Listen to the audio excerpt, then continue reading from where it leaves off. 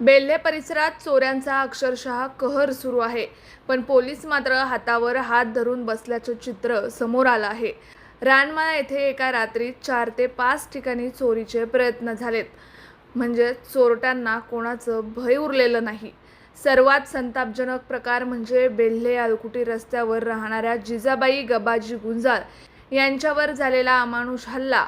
पहाटे 3 वाजता घरात शिरलेल्या चोरट्यांनी जिजाबाई गबाजी गुंजाळ यांना बेदम मारहाण करून गळ्यातील सोनं हिसकावलं. एक महिला जीव मुठीत धरून लढते आणि प्रशासन मात्र गायब. हीच का कायद्याची स्थिती? त्या सध्या चिंताजनक अवस्थेत आळेफाटा येथील खाजगी रुग्णालयात उपचार घेत आहेत. दरम्यान रानमाळा गावातील कुसुम शिवाजी गुंजाळ, पंढरी नाना गुंजाळ, शिवाजी धोंडीबा पाबळे, ज्ञानेश्वर तानाजी पाबळे यांच्या घरावरही चोरट्यांनी चोरी करण्याचा प्रयत्न केला आहे, अशी माहिती सरपंच सुरेश तिकोने यांनी दिली आहे. संतप्त नागरिकांनी थेट सवाल केलाय, पोलीस आहेत की नाहीत? सलग चोऱ्या होतायत तरी गस्त नाही. महिला मारहाणीत जखमी तरी तात्काळ कारवाई नाही. चोरटे मोकाट, पोलीस मात्र बघ्याची भूमिका घेतायत. ही परिस्थिती म्हणजे कायद्याचा पूर्णपणे बोजवारा उडाल्याचं जिवंत उदाहरण आहे. त्याचबरोबर बेल्हेकरांनी स्पष्ट इशारा दिलाय, चोरट्यांना तात्काळ पकडा, नाहीतर आम्ही रस्त्यावर उतरू. लोकांच्या सुरक्षेची जबाबदारी ज्यांच्यावर आहे तेच जर झोपले असतील तर सर्वसामान्य नागरिकांनी कोणाकडे पाहायचं? News reporter Sudhakar Sayeed, SBP news, Belhe.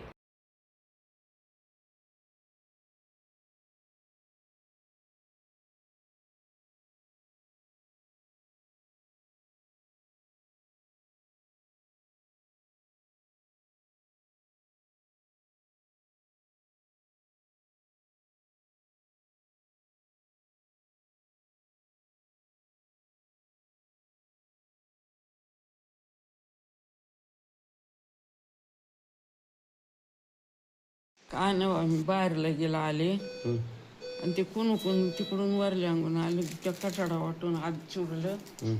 बाया काय पाहिलीच नाही, मला तपास नाही.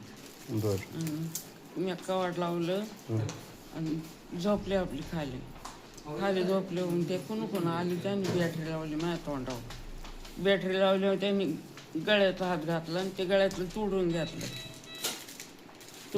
मी आरआयडी म्हणलं होते. बाहेर एक जण दारात उभा राहिला आणि एक जणांनी ना माझ्या डोक्यात 2 बऱ्यात ते 2 टिपूर काय लोखंडाचं होतं ते हाणलं.